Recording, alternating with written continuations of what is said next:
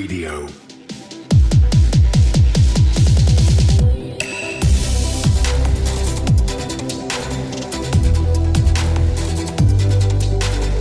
What's going on, everybody? For Cryptocurrent, I'm Stephen Miller, and you are watching The Aftershock, the show where we bring you the latest and greatest in the world of Web3. Today, I am joined by my co-host, Richard Carthon. Richard, how are you this lovely afternoon? Doing well. Just came off of the Thanksgiving holiday here in the States and had a really good one. Ate some good food, had some family in town, and fried my first turkey. So that part's good. The rest of the crypto stuff, we still got a bunch of unraveling of all the FTX stuff. We're going to get into all that, but it was nice to be able to turn my brain off for a couple of days and just enjoy some time with family. But how are you doing? I'm doing good, man. Normally we have a pretty big Thanksgiving over here. We had a very, very packed table this year, but no fried turkey on our side. I decided this year to do things let's just call it the easy way, and got us a honey baked turkey and a honey baked ham. So I am feeling nice and right after Thanksgiving, but I am jealous of you because I love having a fried turkey at the table. What do you think of that experience? It was great. Luckily, I was able to learn from an absolute professional in my father. He has messed over enough turkeys over the years to be able to give me the cheat codes. So it came out great. So feel good about it. Up, down, AB, right? That's right. The cheat code. All right, man. Well, look, we've got a big show ahead for you guys today. We're going to get you all updated on what's going on in Web3 and, of course, get you the latest from the Metaverse. And we do that by jumping into the Aftershock. So again, if this is your first time joining us, make sure that you like and subscribe over on YouTube. And of course, give us a follow wherever you get your favorite podcasts. We're going to jump right into things with this week's Aftershock. Let's get it. The Aftershock. At the top of the Web3 lightning round this week, we have a really interesting privacy policy update that got released from Metamask earlier on in the week. And that specifically said they will be collecting IP addresses and Ethereum addresses going forward. Richard, this is very, very surprising. And I think that it just kind of goes forward with this bigger compliance push, that they want to make sure they're in the good graces of all the regulators. But it is not all bleak, okay? Because with MetaMask, it is open source software. You can, change your RPC to prevent data collection from the company that runs MetaMask. So it's not all bleak. But what is your take on this specific story?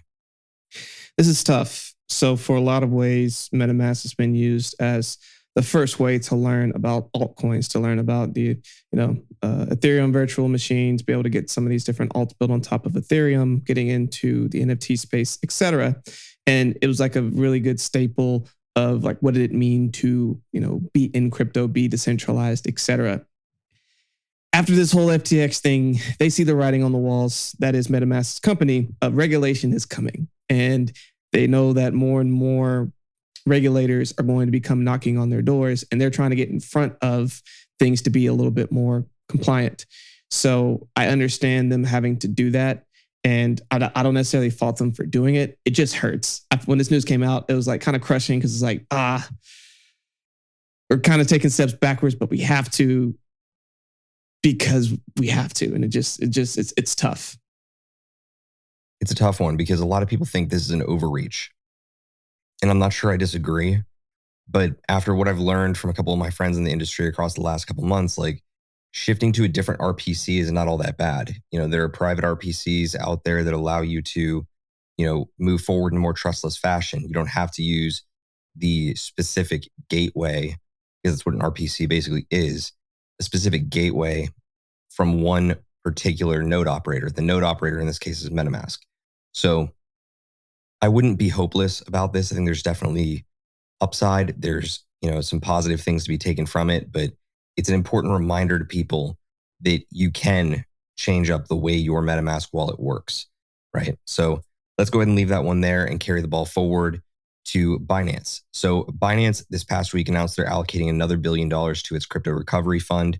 This, of course, is on the heels of all the crypto turmoil that we've had in the industry across the last couple of months. Do you think that this is going to be the last additional allocation they add to the recovery fund, or do you think that we're going to be seeing an official slowdown to that going into the new year?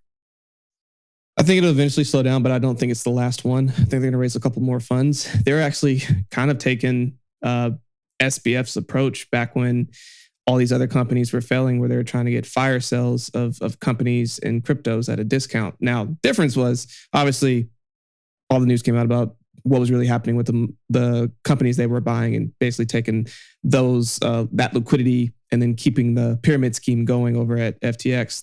Difference here is because Binance is doing a lot more to show proof of funds and everything else. When they go and buy all these things, you can see that it's coming. This $1 billion is coming from this fund, and I think that's very smart for them to set it up in that way so that you can follow the money. But also, it's a business decision. Like, if you can go buy something at a discount, you're going to go do it. And they're basically saying, here's the money that we're going to use, follow all these transactions. Here you go, just to kind of show that separation. Yeah, it's interesting, man. Like, I think they probably have another raise in them to put together another fund, but it needs to slow down, because otherwise, you're right, they are going to closely resemble what they did over at FTX. So they can't just keep stacking up more and more liabilities. It'll be interesting to see how this one plays out. But let's go on to the next story. And that is, of course, because we can't go a week without talking about them on this show, going to Alameda Research. That, of course, is the formerly world's largest crypto hedge fund that was directly tied to FTX. It just came out this past week after the bankruptcy filing that Alameda actually withdrew $204 million ahead of that bankruptcy filing. Some just add to the shady behavior, right? Alameda's Caroline Ellison, their CEO, has officially fled Hong Kong to Dubai. Why? Because there is no extradition there. So to me, like, we just keep stacking up more and more criminal activity. And where does it end? Nobody knows. But what I can tell you is all of it's going to be documented, because the directors behind the Avengers franchise is officially bringing an FTX miniseries to Amazon. Richard, like, we've talked about so many like different crypto scandals and scams over the course of the last 2 years alone that, like, we could probably start creating a series of our own. My question to you is, how much further are we going to be kicking the can down the road here on this specific story? Do you think that we're going to have more coming out into the new year? Or do you think that we have everything wrapped up with a bow in time for Christmas?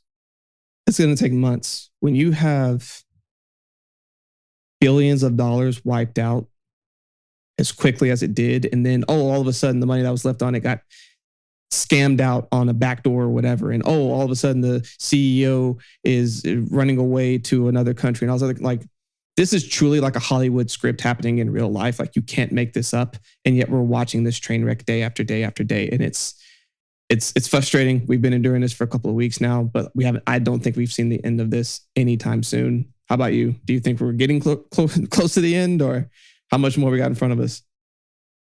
I mean, to me, the big thing is that you've got influencers and crypto news personalities at this point that are at the stage of the cycle where they are so hungry for views and engagement that they're now in the Bahamas trying to engage with SBF, or, sitting on his car or outside of his apartment building.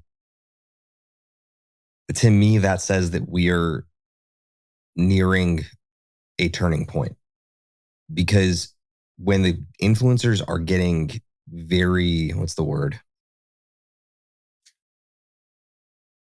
They're getting caught up on trying to get the views, it means that we're slowing down in the news cycle. So to me, I want to see us move past this, but I agree with you. I think that more and more stories are going to come out.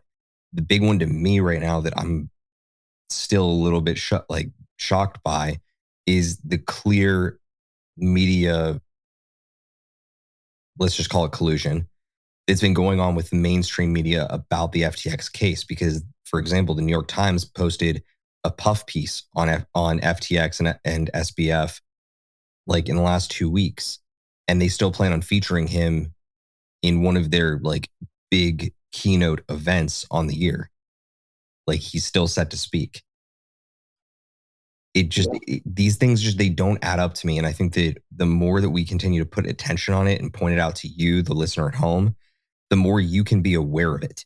That's what's important. We want to make sure that everybody has an awareness towards what's going on in the market, because At some point, the news cycle is going to shift away from this. The question really is a matter of when and at what point can we count on the fallout being done. And I don't think the fallout's nearly done. But I think SBF going away is going to be a pretty big win across the board. But Caroline Ellison is definitely out of reach at this point, which is certainly frustrating based on everything we've learned about her. But let's talk about this last story. Who knows, real quick, just to add to that real quick, who knows? Maybe she's just taking a quick vacation to go watch the World Cup. Maybe she's going to be there for a couple days and come on back. You do know that Dubai is in the UAE and Qatar is a completely different country, correct? No, I'm just on the internet, humiliating myself. So I'll take that L. All right. Well, look, while you take the L, let's give you the ability to redeem yourself. Go into the next story for us.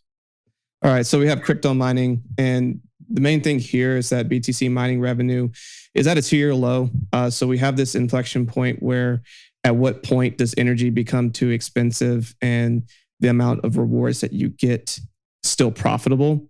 And the big issue is that because the hash rate of these BTC miners is declining, then that means that margin keeps narrowing and getting shorter and shorter and shorter. So you have more and more of these Bitcoin miners who are just turning off their machines until these Bitcoin prices go back up. So basically, a lot of the miners that still have their margins are still fit to do really well and are whenever this reverses course, they're going to make a good potential amount of money. But the issue becomes at what point is it unprofitable for them? And that's where things potentially get scary. And right now, that magic number is somewhere between 12,000 and 10,000. A lot of these BTC miners don't even have projections with Bitcoin price being below 10,000. And so you don't want these massive Bitcoin mining corporations to turn off their machines. Like that is really, really not what we want here. So it's something that we have to keep in mind and something you have to look forward to. So it's something I'm going to start monitoring and bringing up on the show just to see where the mining piece is leveling out. And it also doesn't help that New York just banned certain types of crypto mining this past Friday, I believe. And basically it's saying that unless and it's only for certain miners. So if you're an individual retail miner, that you can still mine, but for the big mining companies, they have to be able to offset their fossil fuels to zero, and that's a very tall task. That same standard is not nearly the same for all these other businesses. So why is it for crypto? So this is going to be scrutinized. This is going to be looked at, but that was a big piece of news that dropped.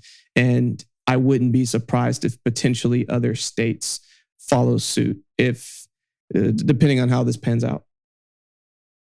Yeah, look, if there's one thing that's become really clear to me, it's that New York wants no part of crypto because the banking sector runs through New York.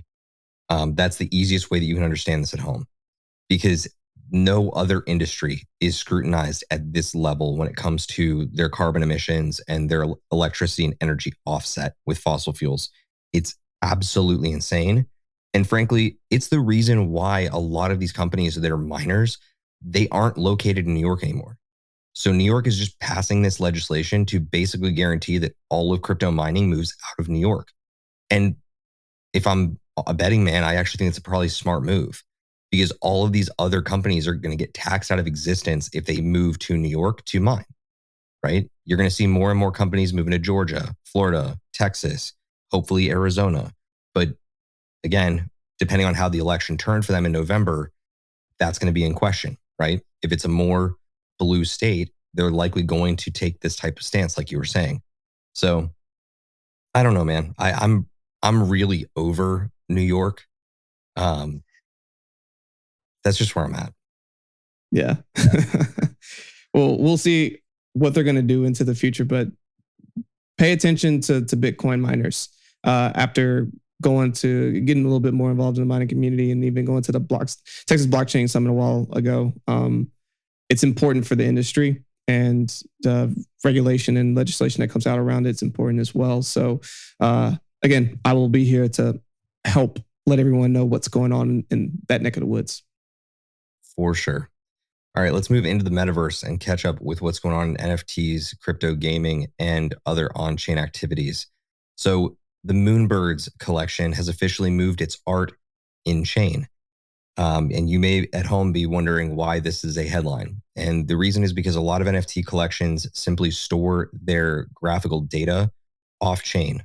And that means that they're able to backlink the on-chain collection to an off-chain repository for graphics so that essentially they're not storing or taking up as much data on-chain, because it's really expensive to store all that data on-chain. The in-chain part of this is where the industry has kind of gone into a flurry over the last 72 hours to the last week. And that's because there is a term for this already. It's called being on-chain. You have a number of collections that pioneered it. There are plenty others that are out there that have completely stored every graphical element of their collection on-chain. Moonbirds and their engineers, I think, wrote up too technical of a document and convinced themselves that they were doing something completely novel and created this idea of what is in-chain. I see this as a big win for the entire on-chain NFT community, because there's a lot of people that love the idea of all of this information, all the graphical components being stored on-chain. But from your perspective, do you think this was a mistake in terms of the way they communicated this, or was this something that will ultimately play out better for them in the long term? Mistake. There's so many unfortunate brands that come and try to just rebrand a thing, and sometimes it completely works and it goes well, it's well received, and they get credit for things. And this is not one of those moments, in my opinion. Everything that they kind of list out on what makes in-chain unique, the foundation and the blueprints already been theirs, has already been done. For those who are listening to our podcast right now, if you are on YouTube, and for those watching on YouTube, if you look over at Steve, he has a really cool hat on, and it's repping the On-Chain Monkey community. That's right, On-Chain Monkeys, and they've been doing this for a long time at this point. For Moonbirds to come in and to try to say that in-chain is this new revolutionary situation, I don't think it's being received well by the community. But what's your take on it? There have been a couple of really good threads that have been released on this across the last couple of weeks. Do I think that ultimately they're just trying to put a spin on it to get more attention? I do. I can't recall who it was. I think it was one of their heads of engineering tried to rationalize why they did it the way they did. But Jimmy.eth was actually the one that I followed very closely, and he was saying all of these things about look, you could have just simply given a ton of respect to all the projects that have come before you and kind of joined their ranks. And it would have been a really lovely thing across the industry to see that sort of thing happen, that camaraderie in a section of the market. But instead you didn't, and you chose to try to make yourselves more novel than you are. I really hope that this plays out well for Moonbirds, because honest to God, their floor prices have been getting slashed all across the spectrum since they went CCO. So I'm curious to see how it plays out, man. Based on the PR of it and the way that it looks right now, it does not look great. Does that make sense? Yeah. All right, then in that case, let's move on from the Moonbirds into a little discussion on crypto gaming. Now, this one's really interesting, and I know that you're going to have a big opinion on this one because I know you're a fan of GTA.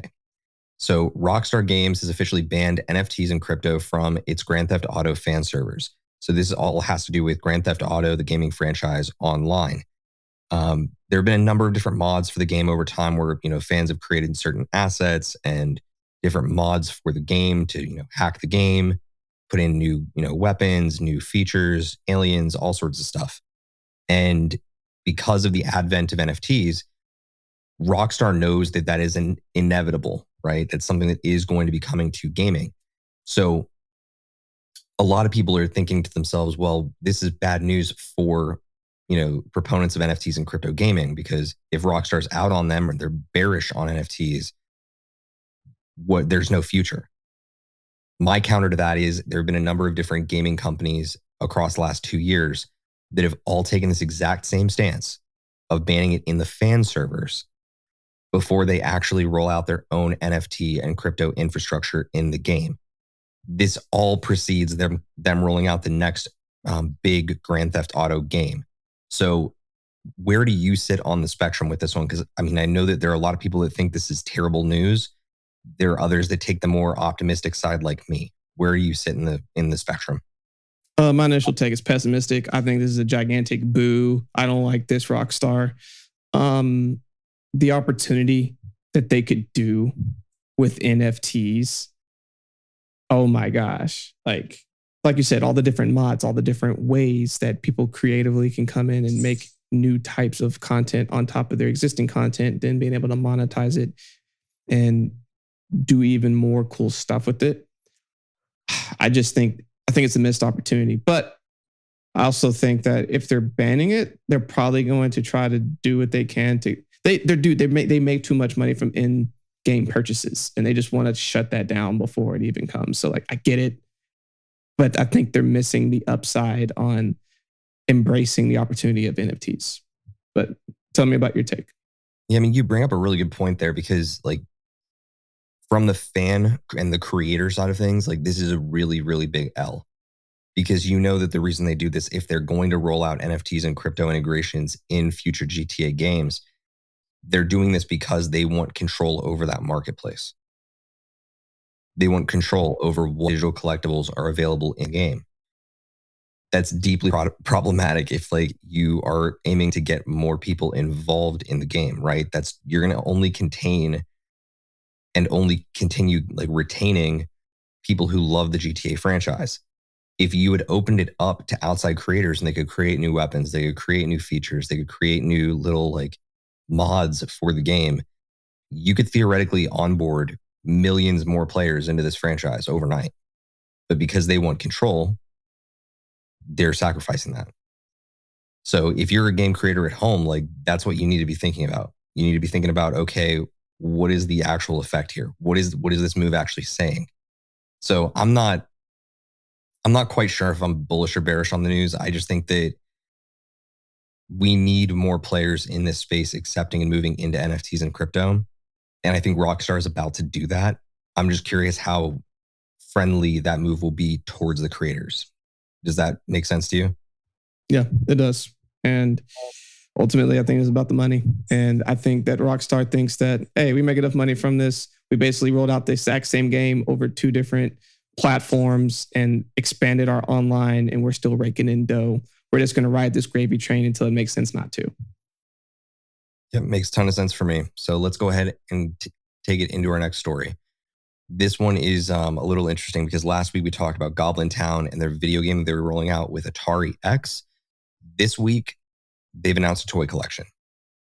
So I don't know how you feel about, phygital goods and NFTs crossing that threshold into toys and collectible items in the real world, but they're moving forward with moving their grumples into, physical goods. Now, this was a really cute collection they ran off like basically as a secondary collection to the goblins. And frankly, I think they're kind of cute. I know that a lot of people would probably look at this thing and say like, what the hell is this? But they're creating a universe, dude. They've got a lot of IP. They've got an absolute creative genius at the helm in Process Gray. I'm just very interested to see what they end up doing with Grumples by the end of it. Do you have any take on where this goes from here? Because I feel like if we had video games last week and toys this week, something else is going to come before Christmas.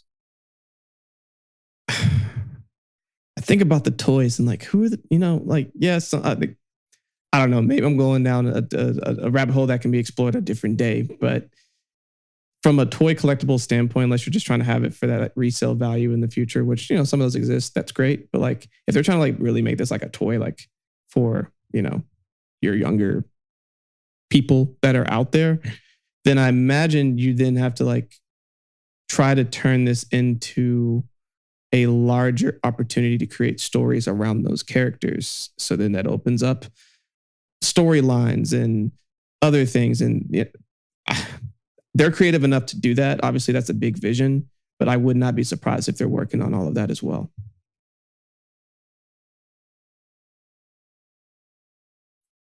Sorry, I clicked the wrong button. What I do not recall is who they partnered with for this. The reason I bring this up is because there are a lot of other companies right now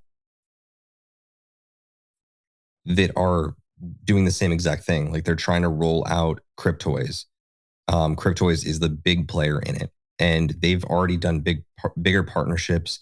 I believe with the most recent one was with He-Man and the Masters of the Universe, and they rolled out brand new crypto collectibles within their ecosystem. And it's basically like a pack break type of thing where like you open up a pack online, you see what you got, and then they'll ultimately ship you a physical version of it. So you have both the digital and the physical of your specific Masters of the Universe collectible. I find that really interesting, especially because you've got different stats on each of these, characters. But how they do it in the future is going to be really interesting because you've got other players out there that are not exactly aligned with big toy manufacturers. Cryptoys is partnered with Mattel, right? One of the biggest toy makers worldwide. So I don't recall who it is they partnered with on this one, but I do remember it is a big deal. I will definitely be watching this one very closely because I think that this is just like the tip of the iceberg for what Goblintown and the Illuminati NFT project and Truth Labs have in store for their holders. Any final thoughts on this one before we go into our final story of the week? All right, let's hit the last one. This one is a stunner. I don't think anybody was seeing this coming, but ApeCoin has been the talk of the town as it relates to their update on staking that just came out. They've officially announced that ApeCoin staking will be going live, but that's not the news. The news is that all of staking will be geo-blocked, meaning that if you are a US citizen, you will not be able to stake. That means you're going to have to use a VPN to get around it, not financial advice. I'm not a big fan of this. I think that, the fact they're trying to over KYC and over comply it's going to do more bad than good. And I think that a lot of people inside the community is starting to get frustrated. And that is very, very clear by the way of, two of their premium apes having just sold this past week for about $1 million each. What do you think about the entire ApeCoin ecosystem and how this coin has devolved through the bear market so far? Yeah.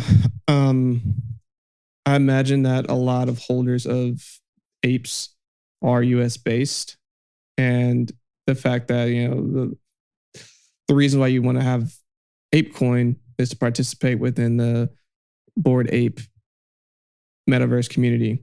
And if you're not able to participate in staking, which is usually a big revenue driver for a lot, and upholds the price for a lot of the holders of the coin, that's a challenge. It's a big challenge, and like you said, it's going to frustrate a lot of people who are holders in the US. Now, obviously, there are ways around that, but it's also, there shouldn't have to necessarily be an extra hurdle to try to get around or be able to participate. And your premium apes that just sold for $1 million that a year ago could have sold for 5 to 10 easy. Like, it's that's not a good look. It's not a good look. Like Steve said, these weren't just any apes. These were like some of the rarest ones. And yes, $1 million is a lot of money, but it's a significant discount compared to what it was. I hate to say it this way, but like this is a reminder for those of you at home that are still pretty deeply diversified in NFTs that you need to be thinking about your portfolio and what collections have the most potential to really run long term. I think that Bored Ape is going to be here for a while, but if you have massive sell-offs at the top of the collection going on right now, like that will have a trickle-down effect. More lower, tier holders are going to feel like, man, maybe like it's time that I move, right? Maybe it's time that I get out. And that's never a good look. It's never a good look. I'm not saying this is the end. I'm not saying this is the end at all. But I think a lot of people are starting to get really, really on edge about ApeCoin and the way that certain proceedings have been happening behind the scenes with Yuga Labs.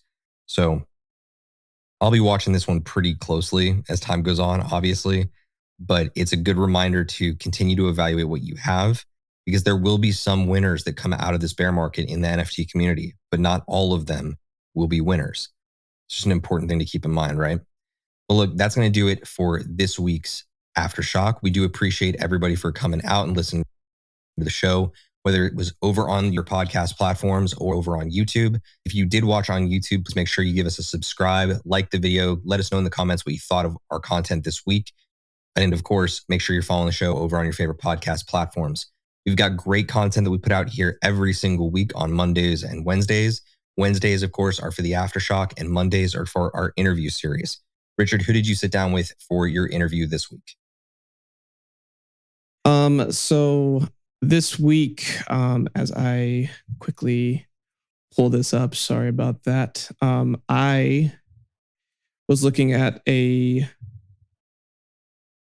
sorry, everyone, my computer decided to absolutely freeze up. So I'm just going to talk to you for a quick second as I pull this up. How about that?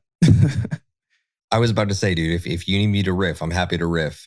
It was a great interview and everybody should go listen to it. That's it. That's about as easy as I can make it for you. Yes. Okay, there we go.